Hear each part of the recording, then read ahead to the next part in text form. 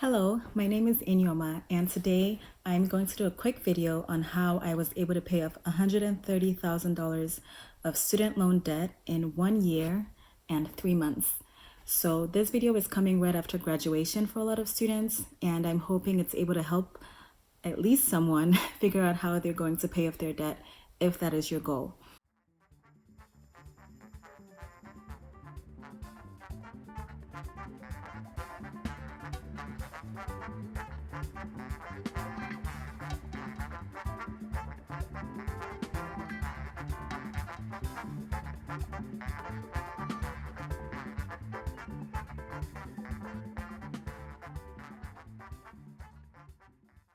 So to start off, I would like to acknowledge that I personally believe that student loan lending in this country the United States, is predatory lending, and it saddles people with a lifetime of debt. And it actually kind of stifles creativity of young people because you're so busy focused on how you're going to work yourself to death to pay off your debt, rather than being creative and inventing and doing all these wonderful things that we should be doing at our age and moving society forward. But if you are not trying to be enslaved forever, hopefully my experience can help you make decisions that will enable you to pursue the future that you actually want to pursue. So a quick background on why I had $130,000 in debt is I went to school for pharmacy. So right now I work as a pediatric pharmacist, and I got all those loans from pharmacy school. Thankfully, for my undergrad, I went to community college, and at the time in pharmacy school and undergrad, I was an international student. So I had to pay 2 to 3 times tuition of American citizens, but I was grateful that I was able to pay my tuition for undergrad without taking out loans. When it came to pharmacy school, it was just impossible for my family at that time to fund $30,000 a year. I think, yeah, about $30,000 a year for pharmacy school. So the total amount of loans I took out came out to be about $96,000 for my pharmacy schooling. However, I had to get co-signers for my loans because I was not an American citizen at the time. So the interest rate on one of my loans was 13%. That was one of them. The second loan I took out, the interest rate on that one was about 10%. And then the third loan I had, the interest rate was about 5.6%.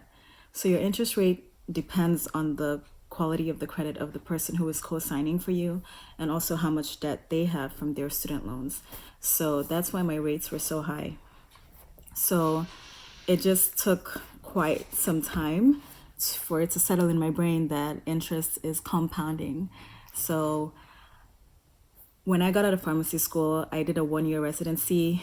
During that residency, I only made about $35,000 in the year because that's how much residents got paid at the time. I don't know if that's changed, but that's how much my residency paid. And I was required to pay interest on one of my loans at least, and the interest was almost $700 a month. So it was huge. But paying that interest is what kept my loans from spiraling even further out of control, because I went from owing $96,000 to $130,000. That almost $40,000 difference is literally just from interest. So I'm glad that it happened that I was required to pay interest, because I would probably be like $200,000 in debt if I hadn't done that. So that's all the background. Now, when it came to figuring out how I was going to pay off my loans, I couldn't start paying off my loans right away because between immigration struggles, relocation struggles, licensing, finding work, it wasn't happening for me being able to pay off my loans as quickly as I wanted to. But I kept paying interest. I kept making the interest payments every month as much as I could, so that one, my credit wasn't destroyed, and two, my loan didn't spiral out of control. So step number one, if you are trying to pay off your student loan debt, is to figure out a plan of action, which requires you to figure out your why. why do you want to be debt free? Mine was because I wanted to be debt free by age 30, which I was able to do, and I wanted to be able to save and travel without worrying about my loans. So I'm not one of those people who has debt and is able to just kind of shrug it off and think of it as just part of a lifestyle. It literally bugs me. Like it's like somebody constantly whispering in your ear. That's how I felt when I was in debt. So my why was, by the time I'm 30, I will have absolutely no debt, which I don't, because I don't have credit card debt either. I got rid of that a long time ago. So that's one thing I would say for you, is you have to have a very, very strong why as to why you want to get out of this hole and make that something that you can see all the time. Visualization is what literally got me through my student loan payoff struggle. So I created a Google Sheets where I wrote the total amount of how much I owed, and then I projected how much I would be able to put into it every month, and then I would subtract and see how much the balance would go down by. So I would stare at that sheet, I kid you not, every single day. I would stare at it and I would think to myself, if I pick up that extra shift at work, how much will this decrease by? If I don't, this is where I'm going to be at next month. So I was motivated by that Google Sheet document to literally pick up every single shift I could at work. Like literally, I was working almost every single day, long hours, double shifts, triple shifts, whatever I had to do. I pretty much did it to throw money at it as much as I could. So that visualization of me being able to see that if I even if it was just $50, $100 here, it was going to make my balance go down a lot faster. That helped a lot. So just a quick caveat, I understand that people in different income brackets may not be able to do what I did as fast as I did. My work schedule, God worked it out so that I started a new work schedule, which is 7 on, 7 off. And then any extra shifts that I picked up on a week that I was not scheduled to work, on a day that I was not scheduled to work, was automatically time and a half. And then if I worked over 10 hours, if I worked over 8 hours during a day I was unscheduled to work, it was double time. So all of those 18-hour shifts I did, all of those extra shifts that I picked up, they were all time and a half and double time. So that really, really helped accelerate my payoff plan. For some people that their jobs don't allow them to do that, it's completely understandable that you may not have an accelerated payoff the way that I did. The important thing is that these steps are going to help you keep at it. You keep visualizing, even if it's a side hustle or whatever else you can do to maximize your income, keep doing that and you will be able to become debt free. Just don't give up just because you're not able to earn as much as other people who are in a different income bracket. It just means that you're doing the best you can with the amount of money that you can afford to throw at your student loans. You're still following the same plan. So yeah, visualization, stare at it, make a plan.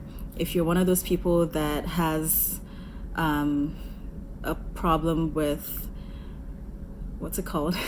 A problem where you kind of just spend money with like spontaneous spending, maybe put a sheet of paper in your wallet that every time you go to pull out your favorite credit card, that piece of paper is staring at you that has your goals listed and that shows you like, oh, I owe this much and I'm trying to not owe this much by this time, or whatever your why is. Write it on that piece of paper so that you're constantly reminded not to spontaneously spend money like that. Which segues right into my next point, is you will have to cut out unnecessary spending quite a bit. And I'm not just talking about bad stuff, like good stuff too. So one thing that helped me personally was switching from Verizon, as great as it is for service-wise, to Google Fi. So I got a Google phone and I bought it completely. I think it was like, with the discounts and everything, I think it came out to like $600 at the time. And I also switched to the Google Fi plan. So what I did was I used my Wi-Fi almost exclusively. Like my friends, my sisters, they would make fun of me because they'd be like, "Can you pull up this address or, show me this person's Instagram or whatever?" And I'm like, "I'm not using my data. I'm just not." And it was that serious to me. It may not be that serious to you, but it was that serious to me where I would be like, I want to use, if there's Wi-Fi, I would use Wi-Fi. I would make phone calls, texts, all those things, Wi-Fi only. So my cell phone bill came out to about $26 a month. Some days it pushed 27, some months it pushed 27. That was annoying. But I was so serious about like, I will not spend unnecessary money. So I went from a Verizon payment plan where I owned the phone and I was still paying $120 a month for data I was barely using to $25 a month on Google Fi. So to me, that was absolutely worth it. And I would recommend that if you are someone who doesn't use a lot of data and you know that you are always in places that have Wi-Fi for the most part. And even if you use your data, like the days I would use my data, I would end up having like a $3 bill at the end of the month. So instead of paying $25, I would pay $28. Compared to $120, that's wonderful. So cell phones are great, but if you can decrease your spending on them, do it. Credit cards, you gotta cut that out because you just do. I mean, I love my airline credit cards. I love my rewards credit cards. However, you have to make sure that the amount you're spending on them is significantly decreased if you're trying to pay off your loans. That has to come first, your priorities. So for me, I would literally pay my loans first, and then I would see how much money I had left. So it went student loans and rents. Those were the priorities. And then the amount of money I had left, that was how much money I had left for the month. And I was paying a lot of money to my student loans. So it left very little for other spending. So again, priorities, you have to prioritize, and that would show you how much less you have to actually spend money on things that may turn out not to be as useful as you thought they were. A good resource for people who are trying to be frugal would be frugalwoods.com. That's frugalwoods, WOODS.com. And she does a 1 month frugal challenge I think you can join whenever you want, but essentially just teaches you how to be extremely frugal. And it helped me a lot. She's the one who showed me how to kind of just visualize my goals and write down my whys. And I stopped spending all of my income on Amazon because Prime is wonderful, but it's also the devil. It really is. It took all my money. Okay, so step 1, have your why, visualize it. Get a Google Sheets or a spreadsheet or whatever you have to do to visualize, a vision board, whatever works for you, do that. And step 2, cut out unnecessary spending. So step 3, I wrote that you have to maximize or double your income. I already talked about how I picked up double shifts and as much shifts as I could. The reason that I did not do a side hustle like Uber or Lyft or writing a blog or things like that is because, again, I wanted to pay this off as soon as possible. And I calculated how much money I would make from, say, driving Lyft or Uber. And it was not comparable to the amount of money I would have made from just picking up an extra shift at the hospital where I work. So it made sense to me to do it that way instead. So that's how I was able to, maximize my income. Find out what works for you. My side hustle was not having a life, picking up extra shifts as much as possible. What works for you might be something else. So, but that's one thing that I feel like a lot of people are missing is that in order to pay off debt faster, your lifestyle is going to have to change. The sacrifices are going to be enormous for some of us, and your income is going to have to be increased significantly. Now, I pray about things, thank God for that, and I prayed very hard about paying off my debt, and my coworkers were generous with me for like offering me shifts, and my bosses were great about letting me work extra shifts. And something that actually helped me out a lot was one of my coworkers went on a sick leave for a few months, so I worked a lot of her shifts, and that literally like pushed my payoff plan like fast forwarded by 3 months or more. So if you pray, ask God for help. He's there to help you. Don't be afraid of asking God for help.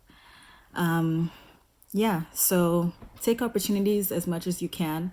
I know that some people like to live a lavish lifestyle. You can't do that when you're trying to pay off debt. Most of us can't do that because most of us don't earn like $500,000 a year. So your sacrifices might include not having a social life for a year, not going to trips that your friends invite you to because you have to pay off your debt. Again, been there, done that. Personally, I had to cut out some things that meant a lot to me, like going to aerial yoga and aerial silks and aerial hoop and pole dancing. All those things were fun, wonderful workouts for me that I enjoyed tremendously.